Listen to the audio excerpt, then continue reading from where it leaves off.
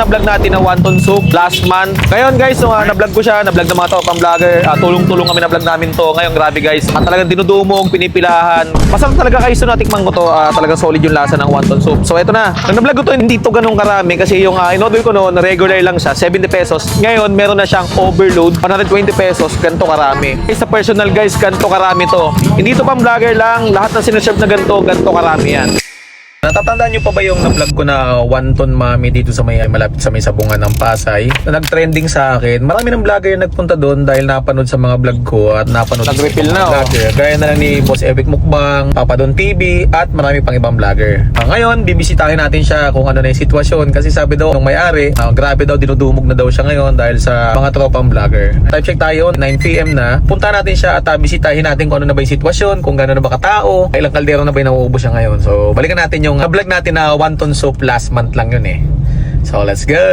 So yan, nandito na tayo ngayon sa may Pasay Libertad. Check natin yung na-vlog natin kung gaano nakarami yung tao. Ayan, let's go. Eto guys, dito lang to sa may PTT gas station. Ayan, eto yung na-vlog natin, no.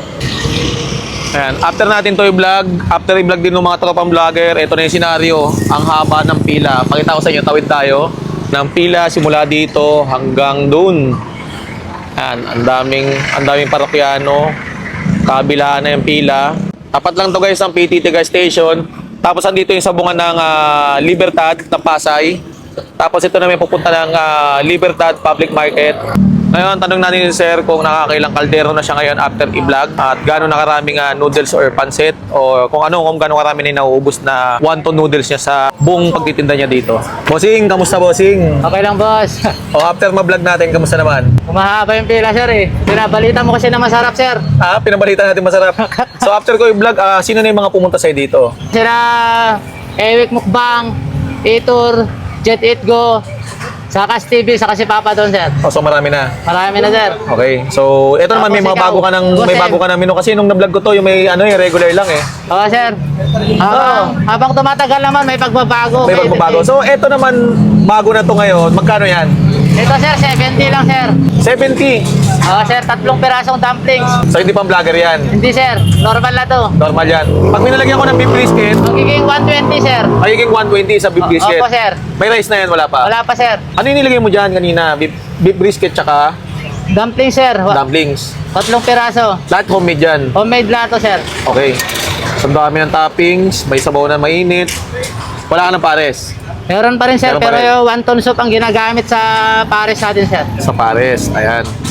So 120 lang yan ha. Yan talaga serving ha. Hindi Ito pwedeng talaga pang-vlogger serving, lang. Personal yan talaga ang sineserve mo sa mga customer mo Oo, ha. sir, kaya tayo binalik-balikan eh. So everyday ka naman open dito no? Araw-araw, sir. Hindi ka na nag-close. Hindi na, sir. Ayan. Sayang ang customer dumadayo sa'yo, nagpa-vlog ka eh. So huwag kang mag-sarado. So sige boss. Tapos pada ko ng siomay. Magkano yung siomay mo na to? 13 pesos lang, sir.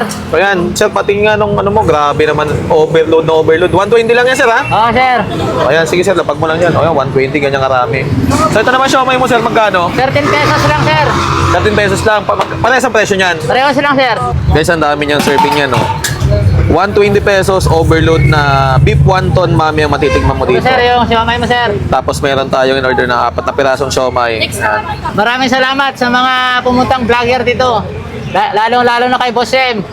Nakaharap na kita. Sinong bang boss yun? Sila Sakas TV, Ayan. Itur, Jet It Go, Papa Don, saka si Epic Mukbang. Salamat sa inyo, sir. Sana makabalik pa kayo dito. Ayan. So, thank you daw sa lahat ng mga topang vlogger na nag-vlog dito. So, sige, pudit muna tayo. So, nilagyan natin siyang chili tsaka garlic. Lagyan din natin siya ng konting toyo ng mga jowa nyo. Mas bumisa yung lasa. Ito na yung egg noodles na maliliit na noodles ng wonton. Umuusok. Hop. Guys, hindi na ako magtataka kung bakit pipilahan to. Hindi joke yung lasa nito. Ito yung dumplings niya. 120 pesos. Ang dami ng noodles, ang dami ng toppings. May 3 klase ng dumplings. May beef brisket, may gulay. Nakalapag lang yung condiments dyan, yung chili garlic, soy sauce, and all. Meron din lang siyang homemade siomay. 4 pieces, 13 pesos lang isa. Ulitin ko Pasay Arnaiz lang, malapit sa Pasay Libertad, tapat ng PTT gas station, malapit sa may sabungan. Open sila ng 7 PM hanggang maubos yan. So, Monday to Sunday. So, wala na daw silang close. So, dayo lang kayo dito guys ha. pumila rin kayo kasi halos lahat naman pumipila dito. So kita tayo sa next food trip.